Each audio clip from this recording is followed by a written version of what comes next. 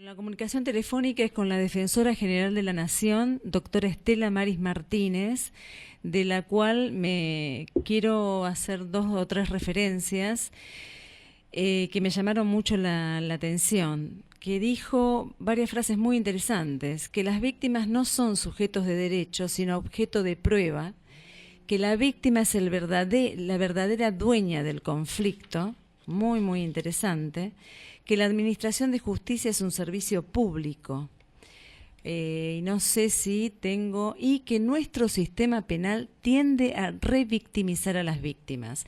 Esto viene a cuento porque estuvo exponiendo la doctora Martínez, Defensora General de la Nación, reitero, en el Senado el martes pasado con respecto a la Ley de Protección a las Víctimas.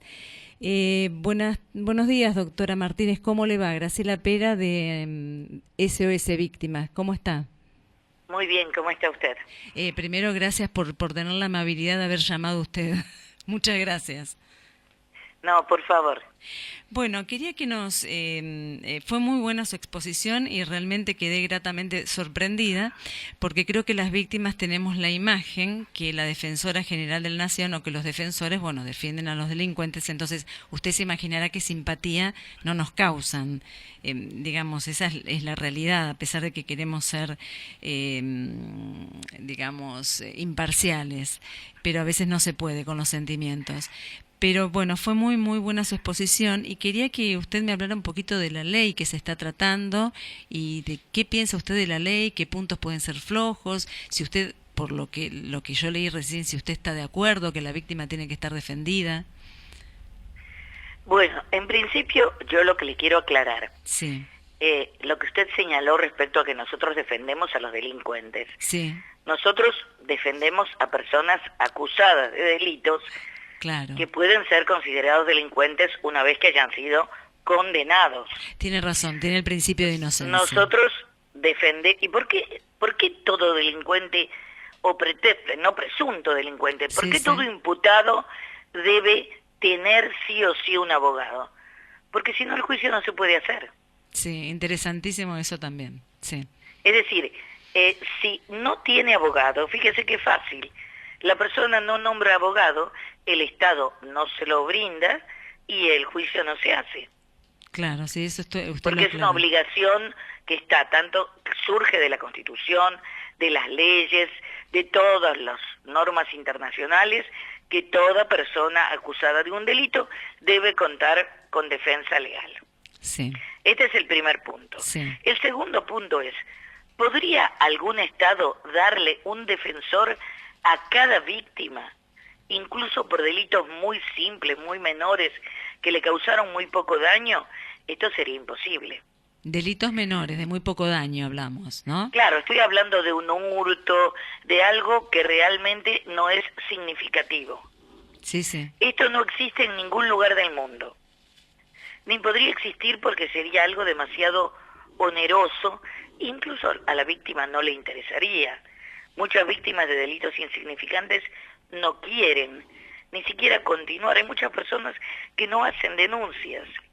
Eso es verdad, sí, por un robo. Ahora bien, sí. Yo coincido que hay determinados delitos, por eso coincido con la ley, con el espíritu de la ley. Con esta ley que se está tratando, digamos. Exactamente. Sí. En los cuales la víctima sí quiere, porque esto es un derecho, no una obligación. Sí. A la víctima no se le puede imponer un abogado como sí se le impone al acusado. Claro, porque si no, no habría juicio, eso quedó claro, si no se le impone al acusado. Sí. Pero a la víctima, si quiere participar en el juicio, tiene que tener el derecho a hacerlo y debe contar con un abogado. Sí. Si quiere. Sí. ¿Por qué? Es decir, si quiere aumentar su participación, si quiere controlar lo que se hace, si quiere aportar pruebas, porque en realidad, usted lo dijo antes, es la víctima la dueña del conflicto. No se la puede tomar como un objeto de prueba. Yo te escucho y te ignoro a partir de haberte escuchado. Claro. Sí. Tiene que ser un sujeto que asuma, si quiere, un rol preponderante en el curso del proceso. Esto es una mentalidad que se empezó a formar a partir, porque antes no se creía eso, pero se vio que había víctimas que estaban en una situación de especial vulnerabilidad y que no eran tratadas como corresponde, hasta por un problema cultural. Esto surgió claramente con el tema de las víctimas de violencia de género. Claro, pero por ejemplo, el defensor, ¿usted coincidiría que podría ser solo para las víctimas de violencia de género o para No, un homicidio en ocasión de robo? Delitos graves. Donde implique la muerte de una persona, por ejemplo. Todos los delitos graves, no es necesario llegar a la muerte. Sí.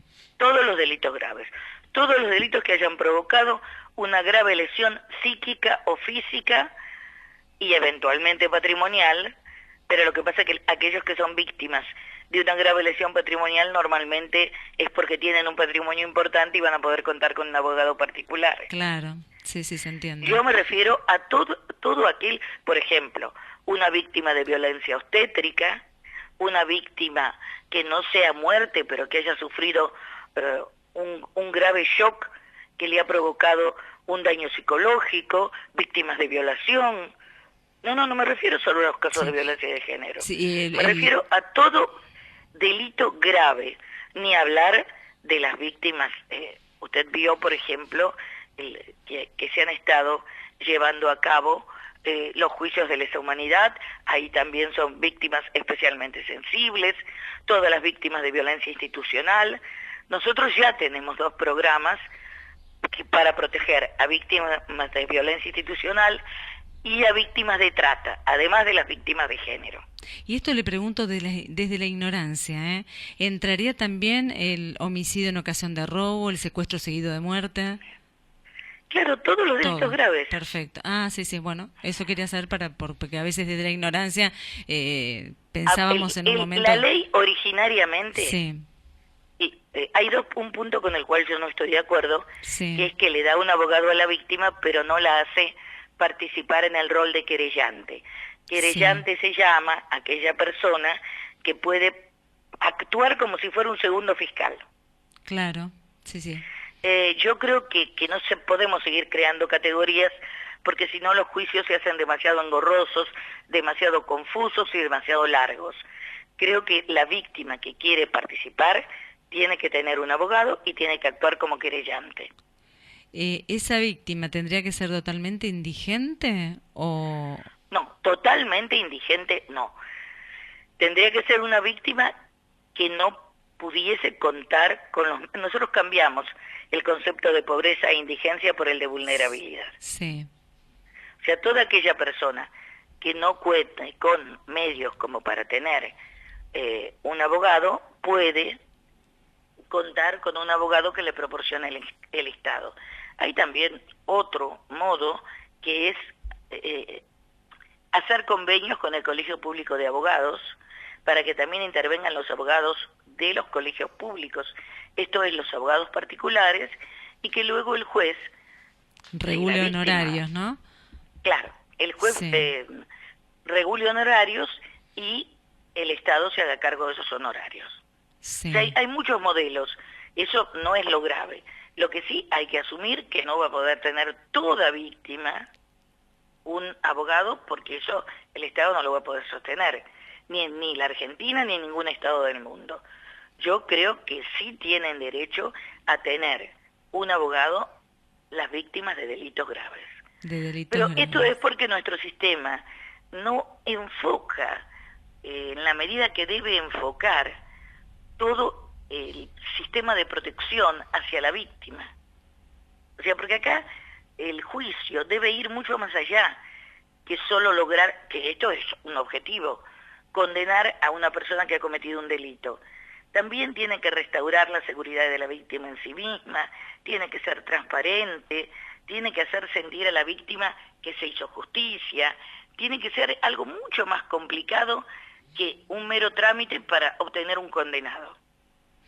Claro, pero por ejemplo las víctimas muchos se quejan porque ellos dicen que los que quisieran un abogado en forma automática en las mismas condiciones que el imputado, sabemos que el imputado, que si no tiene el abogado, usted lo explicó perfectamente, no hay juicio, así que obligatoriamente hay que poner un abogado, pero las víctimas se quejan de que ellos entonces no se consideran iguales ante la ley, Por ejemplo, nombran el artículo 16 y dicen, bueno, todos somos iguales ante la ley. Entonces, ¿por qué yo no tengo un abogado en las mismas condiciones que tiene estoy hablando de delitos graves, ¿no?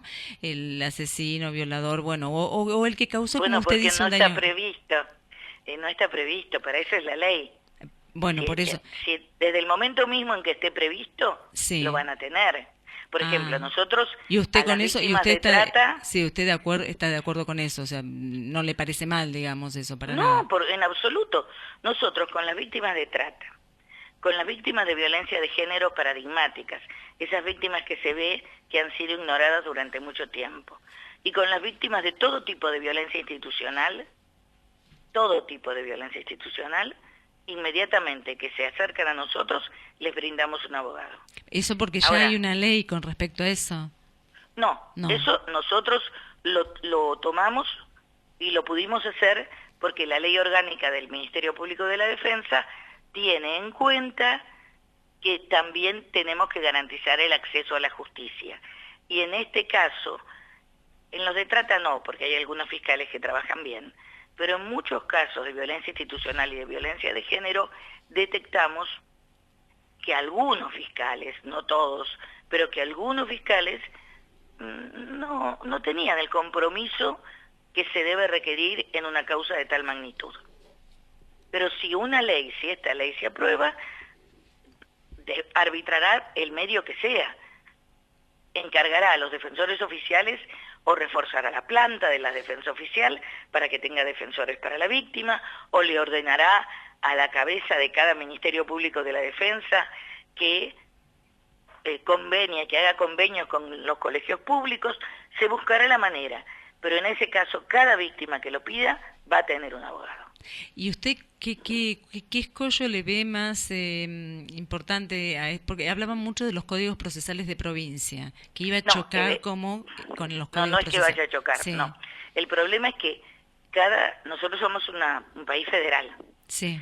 Entonces, esta ley se tiene que dictar como una ley federal y nacional y luego hacer lo que se llama una ley marco. Esto es quizás un poco técnico. Sí, sí. Y cada provincia adherir a esa ley marco. Claro, pero alguna provincia se puede negar también, ¿o no? Y bueno, pero eso es el sistema federal. Claro, sí, no, por eso preguntaba. Eso ya no lo podemos solucionar. Si una provincia no quiere adherir, claro, deberán ser los movimientos de víctimas los que presionen a la provincia para que adhiera. Claro. Usted piense que yo soy la Defensora General de la Nación, pero yo solo tengo en mi órbita los defensores federales y nacionales. Yo no puedo ir y decirle a un defensor provincial, haga esto. Sí, por supuesto, sí, el otro día lo explicó también, que tampoco ustedes pueden salir a ofrecer, porque no sé porque quién no podemos litigar en provincia. Claro, sí. Pero eso, yo no creo que nadie se oponga. Si se cuenta, mire, el primer tema es que no se haga un proyecto tan ambicioso que de ambicioso se vuelve irrealizable. Claro, porque está el Código Procesal también ahora, ¿no? Que usted decía que bueno, que sería bueno que estuviera integrado el Código Procesal. O sea, para que no hubiera tantas normas, dice usted, que esto lo integraran al Código Procesal que fuera a salir. Sí, igual el Código Procesal nuevo habla mucho más de la víctima que el anterior. Sí. Quizás se puede sacar una ley, pero fíjese, cada provincia tiene un Código Procesal propio. Sí. El Código Penal es uno solo, pero los procesales, cada provincia tiene uno. Pero estos no son problemas, porque una vez que esté hecho una ley marco, tendría que estar integrada al Código Procesal las disposiciones básicas, y en una ley complementaria decir cómo se va a llevar a cabo. Sí. Yo lo que no quiero es que se entusiasme a la gente y después no se le dé respuesta. Por ejemplo, la Ley de Protección Integral de la Mujer prevé que cada víctima de violencia de género, sea pobre, sea rica, tiene derecho a contar con un abogado para que le dé patrocinio civil, para las medidas civiles de protección. Y eso nunca se creó. O sea que está la ley, pero nunca se aplicó, digamos. No, porque no hay fondos suficientes. Nosotros lo estamos aplicando, estamos cubriendo más o menos un promedio de más de 2.000 casos por año, Sí, usted dijo más que habían tenido 2.500. en el 2016 habían tenido 2.656 consultas Exacto, y patrocinaron 849, más o exacto. menos. Pero lo hacemos con fondos propios, digo, Con fondos lo hacemos de la de la Defensoría. Defensoría General. Pero hay otras provincias que también tienen este sistema, que la defensa también tomó este caso a su cargo, pero hay otras provincias que no. Entonces, el tema es que lo que decimos siempre, que cuando se dicta una ley, también tiene que estar prevista, además, La aplicación, los fondos los para esa ley. fondos, Pues yo le claro. puedo decir a usted, voy a sacar una ley para que cada ciudadano tenga un auto. Y qué Sí. lindo, preciosa la ley. Pero si no hay dinero para hacer eso, la ley no nos sirve para nada. ¿Se entiende? Sí, sí, la entiendo perfectamente, es muy clara. Lo único que sí me queda un poquito no tan claro el tema de, bueno, delitos graves, que sí integraría entonces el delito de homicidio en ocasión de robo, el secuestro seguido de muerte. Por supuesto, todo delito contra la vida. Claro, no, no, perfecto, lo entendí perfectamente. Disculpe la insistencia porque estamos haciendo docencia, porque como no somos juristas, entonces a veces preguntamos 2 veces o 3 veces la misma cosa. No hay ningún problema.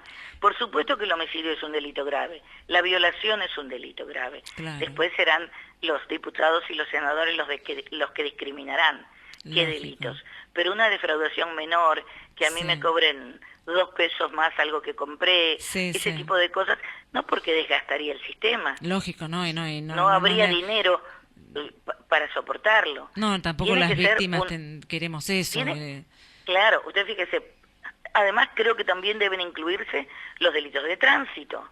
Sí, eso, bueno, menos mal que lo recordó, los delitos de tránsito, es verdad. Ahí Sí, sí, también, por terrible. ejemplo, las cosas que ocurren, no todo delito de tránsito, porque no toda víctima de delito de tránsito quizá necesite recurrir a este Sí, servicio. sí, sí. Pero yo estoy pensando, y me imagino que usted también, en lo que ocurrió en Once. Sí, la tragedia de Once, bueno, Bueno, Cromañón. a esas personas que estaban viajando en un tren, que evidentemente son personas de escasos recursos, ellas Sí, deben tener la posibilidad, yo no lo haría obligatorio, pero sí les daría el derecho de poder contar con patrocinio claro. letrado. O sea que digamos, la Defensoría no posee fondos, no maneja fondos para eso. Los fondos No, tienen que venir ¿de dónde? Del Ministerio de no, Economía, no sé. claro, pero si Está hay bien. una ley Sí, que le obligue a la sí. Defensoría le pide al Ministerio de Economía los fondos. Ah, está bien. Esto no es el problema. Ah, Por bueno, eso es tan importante que perfecto. salga o artículos del Código de Procedimiento o de la ley. Perfecto. Y también los convenios con los colegios de abogados, ¿no? Que usted decía que Sí, eran porque yo interesantes. creo que los abogados tienen en su norma, creo no, los abogados tienen, todos los colegios en su ley fundacional, la obligación de prestar servicio social. Ah, la obligación de prestar servicio social. Sí, sí, Y sí. esto normalmente se hace, si usted se fija, todos los abogados tienen una parte de su estructura, normalmente pequeña, destinada a la atención de personas sin recursos. Sí, Pero si uno hace un convenio si hay alguien del Estado que se encarga de trabajar con los colegios de abogados, puede no solo exigirles, luego de firmar un convenio, por sí, supuesto, que contribuyan eficazmente a sí. asistir a las víctimas, puede garantizarles un determinado pago, porque nadie está obligado a Claro, trabajar gratis. lógico, nadie trabaja gratis, sí. Y entonces los problemas normalmente surgen porque se les pide a los abogados, antes nuestra ley decía que los abogados debían contribuir cuando se acababan los abogados oficiales para defender a los imputados de delitos, pero no preveía ninguna reparación, ninguna compensación económica. Sí, sí. Ahora eso se cambió. El abogado trabaja porque a veces en los lugares del interior del país muy aislados no hay suficientes defensores oficiales, pero luego el juez le regula honorarios y el Estado le paga. Claro, más que sabemos que los juicios son tan largos en la Argentina, ¿no? Una persona no puede estar trabajando sin cobrar. Claro, bueno, ni O sea, hablar, por es ejemplo, lógico. en un juicio de trata que puede llevar 1 mes, 2 meses, es muy difícil que un abogado pueda asistir y dejar todo lo demás abandonado y luego no recibir ningún tipo de remuneración económica. Pero todo esto se puede lograr. Nosotros en este momento tenemos convenios con la Federación Argentina de Colegios de Abogados. Claro, entonces, pero bueno, estoy sorprendida porque su ideología es que la víctima debe tener su abogado también patrocinado en delitos graves. Sí, pero no entiendo por qué está sorprendida. No, porque no, pero no soy la única, ¿eh? Mucha gente pensaba que no, que en la parte de la defensoría no, sorprendida, ¿sabe por qué le vamos a decir? Porque durante todos estos años nos fuimos, durante muchos años, estoy hablando no estos últimos años, sino desde que está la democracia, muchos años, la víctima no fue escuchada en el proceso penal. De hecho, usted también lo dijo. Que la víctima se la revictimiza, utilizó esa palabra, ¿no? Sí, es cierto. Entonces por eso nos sorprende un poco, pero gratamente. Quizás es por eso que nos sorprende. No, pero esto es porque, no sé, hace mucho tiempo que se está trabajando, pero recién ahora está adquiriendo proyección. Bueno. No nosotros, a nivel mundial. Sí.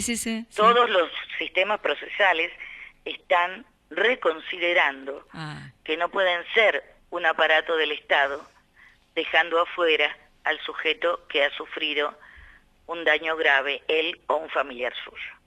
Bueno. Pero esto es algo lento, porque debe implicar también un cambio de mentalidad en la justicia. Usted vio que no muchos jueces reciben a las víctimas, que no es un sistema que esté preparado para contener. Yo conté el ejemplo de Inglaterra en las víctimas que es totalmente distinto. Está armado para proteger a la víctima, para escucharla.